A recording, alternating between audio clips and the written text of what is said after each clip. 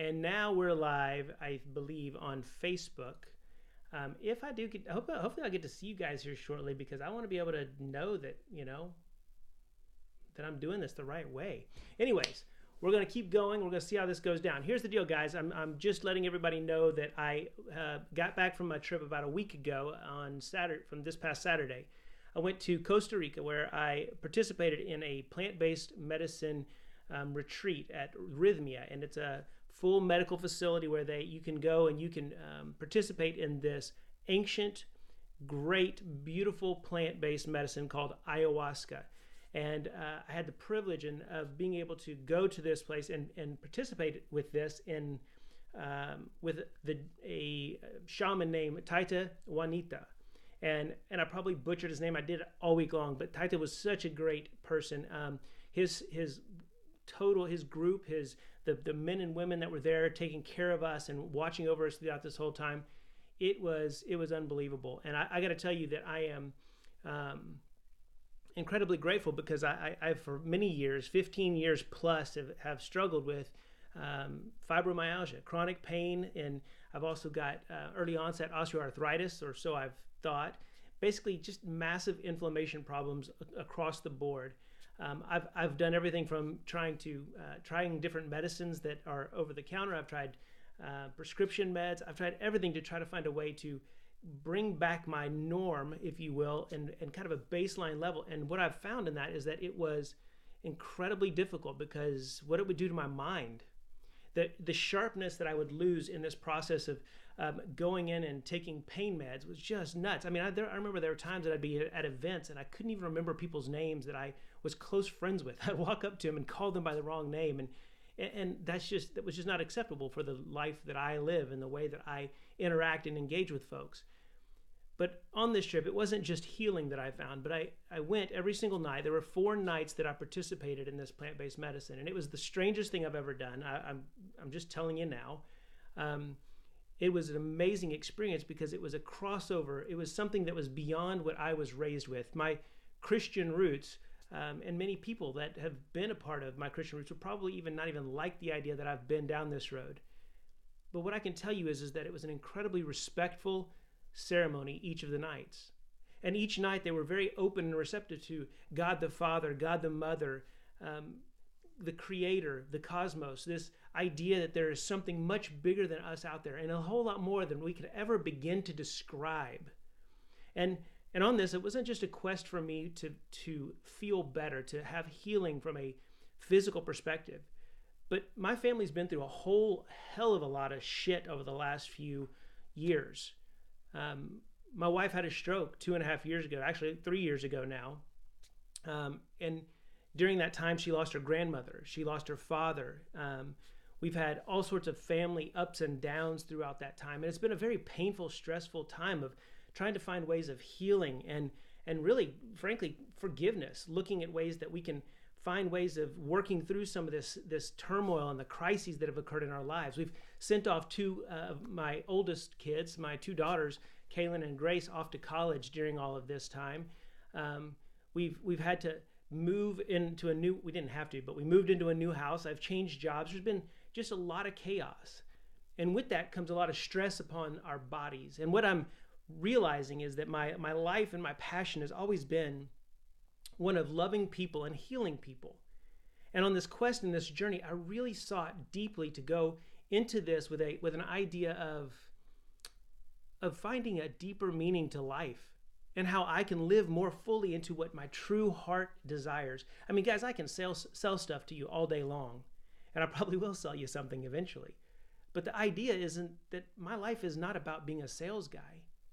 Your life and this world that we've created around us is about so much more. And this is where my passion and my drive is really coming from. And I really hope to share this journey with you more succinctly based upon this newfound idea of really living into who we were meant to be as human beings, not the people who are competing for the next highest position in our jobs, not the people who are trying to get more money at the detriment of someone else. And because here's the deal, we live in a world that is so crazy minded that we believe it's built on this competitive nature.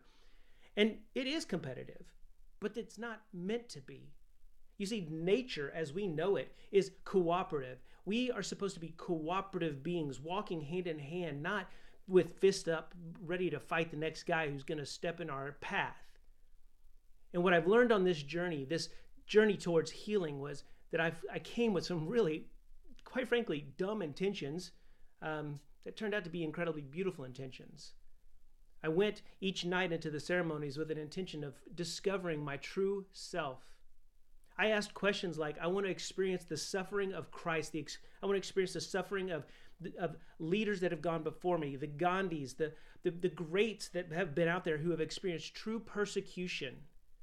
I asked to witness and be a part of and to see my wife's stroke, to live through it, to participate in it. And guys, this medicine allows you to bring your intent to the table, and with openness and with a truly ripped apart heart, open to letting it be transformed and changed, it will say yes to you and your requests.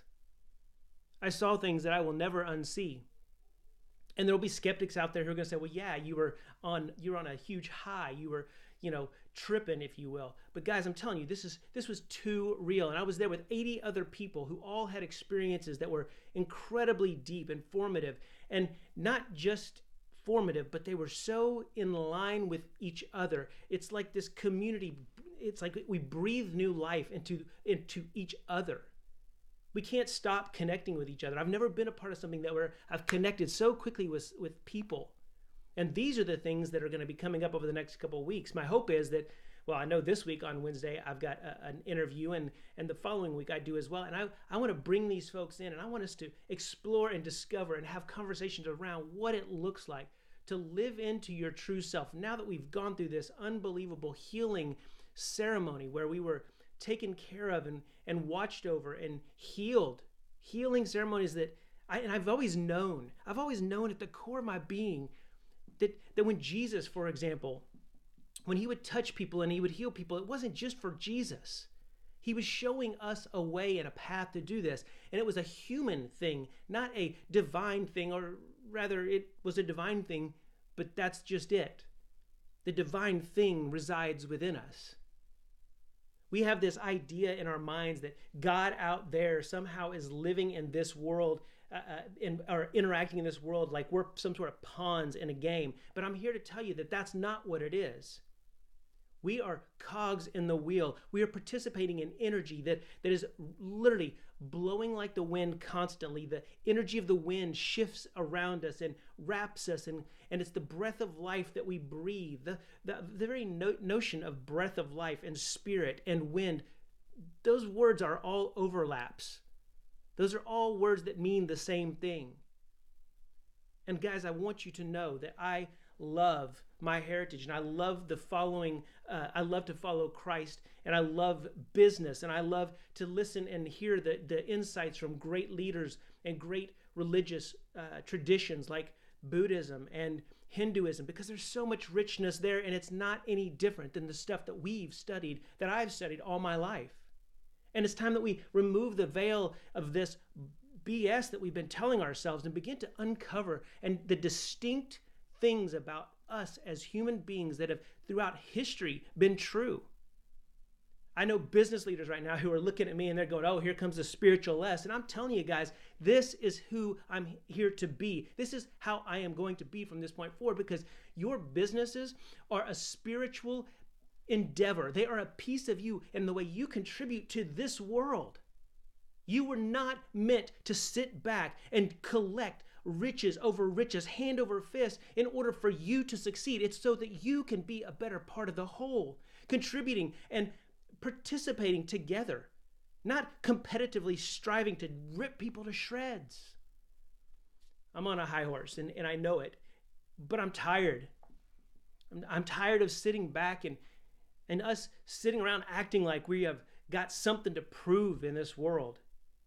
As far as I know, none of you are going to live past maybe 90 to 100 years old. As far as I know, nothing that you're working for today is going to exist in 100 years. Maybe you're one of those odd people that is going to, the outliers that gets to start a business and your great grandchild is still running it 500 years from now. But the reality of it is, you've got one life. And so many of us are trying to chase down others and to put them to death, to put their businesses to death. I've had discussions with people online, and it's blowing my mind how often these discussions come up where people are literally telling me that other people in this world are worthless, that they are just scum of the earth, that they don't contribute anything into this life. And I'm telling you, if you've ever been told that, or you've ever told someone that, you've got to begin to understand that there is something much greater about who you are. And both of those things are equally damning to this life, this one life you've got. And so I'm excited as we move forward in all of this to begin to share with you this journey with people that I've discovered. I have learned on this in just a week's time. I've learned that I have been afraid of power people. People in my life who have more money than I do, who are more success, or are better at looking at a camera and saying something a certain way, in a way that's more eloquent than I might. And I'm done with that, because here's the deal. At the end of the day, we all bleed red. And we all hurt, and we all have struggles, and we will all face crises in our life that we cannot pretend like don't happen. And money can't cover that up. It might be a Band-Aid, and it might be able to buy you whatever the hell you want in this life. But the truth of it is, you're covering something up. When you have money and you have to buy something in order to make yourself feel better, you are covering the real you up. You are drowning out the jewel that is your voice. You are drowning out the spirit of who you were created to be, that is defining this world around you, the people. You have a piece of the definition of what it means to be a human, what it means to participate in this grand scheme, the divine scheme, because you are a divine being, and you're acting like a stupid ass when you begin to believe that you are something less than that. And some of my friends, I'm talking directly to you, and I'm not afraid to talk to you anymore because I love you. And it's time for you to step up. It's time for you to start putting your resources to work in such a way that you're no longer living in your little special bubble, but you're living into something bigger than you and your family, and quit acting like somehow you are on an island. Your drop in the bucket has ripple effects throughout the world. And it's time that we begin to not live into this dog-eat-dog world, but we begin to collaborate, that we begin to work with folks, that we, as I've said many times over, that we begin to raise the average so that we can all begin to live into this new, beautiful world where we are one people, where no one is starving, where there are no more slaves, indentured servants to people that are literally abusing families, entire families, because they owed them $75. I just watched a video today. It blew my mind. I cannot believe this stuff even exists in our world. And it's time, guys. It's time for us to begin a movement. It's time for us to wake up and begin to become conscious of what we do with our lives and how our lives are impacting those people around us. Yeah, I'm going to start preaching again. But I'm not just preaching a word of Christ. I'm preaching the word of us as people who are divine beings. Christ gave us this message. Buddha gave us this message. Krishna gives us this message that what we do on this earth has huge and opportunities for us to begin to impact what's going on around us. We can definitely drive down the road of this life, seeing just this one lane that we have. Or we can begin to expand our view, to turn our heads to the left and to the right, and to begin to see people around us. Since I've been back, I've walked up to people and that I would normally just say hi to, maybe smile to, but listen to their story, to touch their arm, to literally touch a woman's face and just to hear her story and to see her weep because of the pain that she's had in her life. And here we are, wanting to make something of ourselves. And there is no greater joy than this, than to love your neighbor. There's no greater joy than to learn to love yourself as though you yourself are the divine essence of God an image bearer of the Creator. It's you. Whew. I just went off a little bit, and it was kind of fun. I gotta admit, I've been holding back a whole lot lately, and I'm done with that. I don't care how long this video is. Maybe you made it to the end, maybe you didn't, but you're gonna start getting tidbits of this. I'm ready to see a change in this world. I'm ready to see a change in my own life.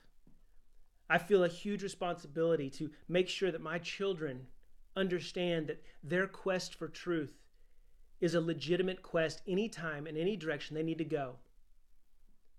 I love you all, guys, and I can't wait to get back on this thing again and chat with you. I've got a lot of exciting things coming. I got some great guests. I've got some, we'll call them sermons for lack of a better term, but stick with me because they're entrepreneurial sermons. They're business related. They're the business of life. They're being a good dad, being a good father, mother. You guys, this has implications that are so profound it's not even funny. When you begin to realize that you forever are part of this cog, this thing that we're doing, it's an eternal bliss. It vibrates and resonates healing and love at all costs. There is nothing that you can do that ultimately can stop this loving machine, this energy, this creator, this God. It's such an amazing thing. And now we just got to learn to live into it with our businesses, with our education, with the fullness of our being, with how we walk through the neighborhood, how we walk through this life. It's going to be amazing. I just want to keep talking. I'm so excited. So hang with me. Guys, this is going to be the real deal. And I'm going to figure out how to do all this Facebook Live and all that stuff together. We're going to get it. But guys, I thank you all, and I can't wait to get back with you very soon. Talk to you guys later. I love you deeply. Be at peace.